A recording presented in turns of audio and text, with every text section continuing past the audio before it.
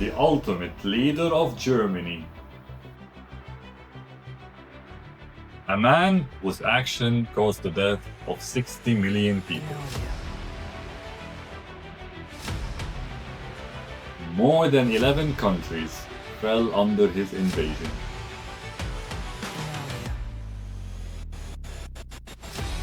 A skinny guy who terrorized Europe. The man with the most famous mustache in history. Buckle up. This is the story of Adolf Hitler.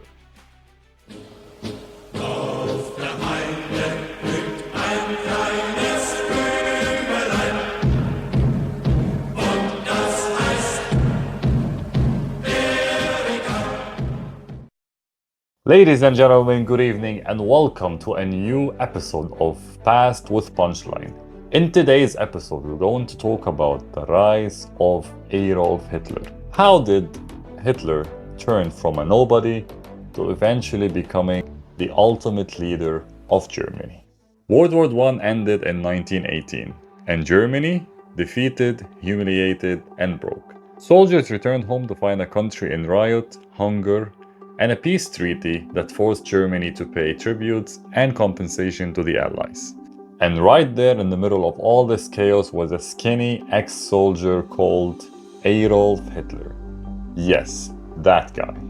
But at the end of World War I, he wasn't a dictator yet. He was just a failed artist with a funny mustache and zero job prospect. Before we get to Germany, let's rewind a little bit.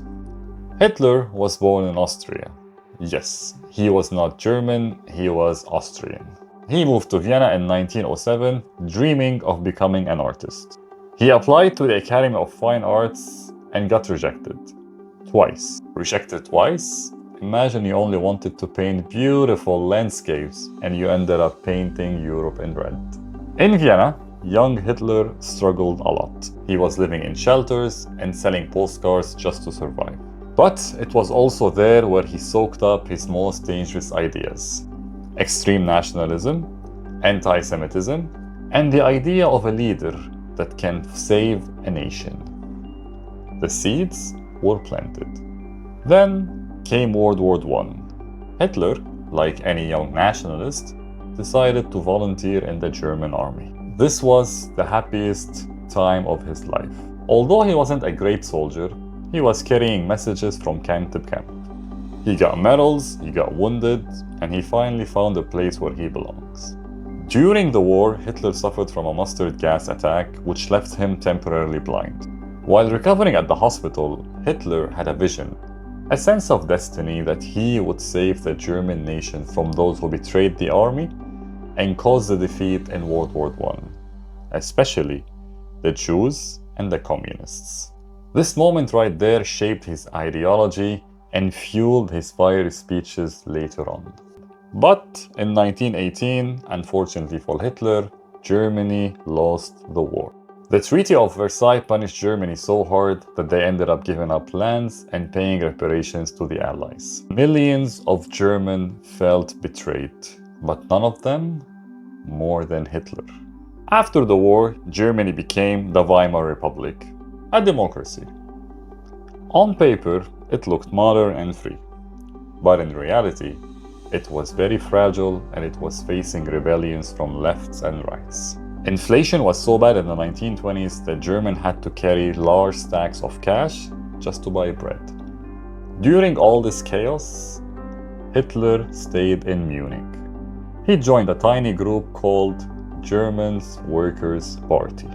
It was small, angry, and nationalist, and Hitler, with his fiery speeches, quickly stood out. He was originally sent by the army to spy on this group. While listening to their speeches, Hitler was very impressed with their ideas and he decided to join them. The party had very simple objectives: stop paying the reparation to the Allies and getting back the lands that were taken away. This party was against communism, against capitalism, against Judaism, and pretty much against the entire world. All that impressed some of the commanders in the army who were against surrendering in World War I and were against reducing the army. Hitler negotiated a deal with them to get his army, and by that, The party had their own militia that protected them. By 1920, the group rechanged its name to Nationalist Socialist German Workers' Party, or the Nazi. Hitler discovered his true talent: public speaking. He could take Germany's pain, the inflation, the defeat, and the humiliation, and turn it into fiery speeches. He blamed Jews, communists, and Weimar politicians. And the crowds? They loved it. In 1932, Hitler and the Nazis tried to seize power. No elections, no democracy, just take what's ours. However, it failed miserably. 16 Nazis were killed and Hitler was arrested. And the dream of the revolution ended up with him in prison. In prison, Hitler had a lot of time to think. And it was then when he wrote his book, Mein Kampf. Part autobiography, part political, and part blueprints of what came later. It didn't sell out much first, but it laid down his ideas: racial purity, hatred toward Jews, and a dream of a German empire. He also realized one thing: the Nazis cannot take power by force. They eventually had to play the democratic game, using propaganda and elections. After leaving prison, Hitler started to prepare for the next elections. A machine of propaganda picturing him as the savior of the German nation. And in 1928, led by Hitler himself, the Nazis ran for election again. But they got defeated and they got only 3% of the total votes. Most Germans still saw them as a fringe group of angry men and they did not believe in their ideas. But then, in 1929, Wall Street crashed. The Great Depression hit Germany so hard, millions of people lost their jobs, their homes, and hunger was everywhere. And suddenly, Hitler's words weren't so crazy anymore. In the 1930s election, the Nazi Party jumped from a fringe group into the second largest group in Germany, from less than 3% to more than 18%. And by 1932, they were officially the biggest party in Germany. Hitler campaigned everywhere, flying across the country from east to west, north to south, using radios, a machine of propaganda. He presented himself as the savior of Germany.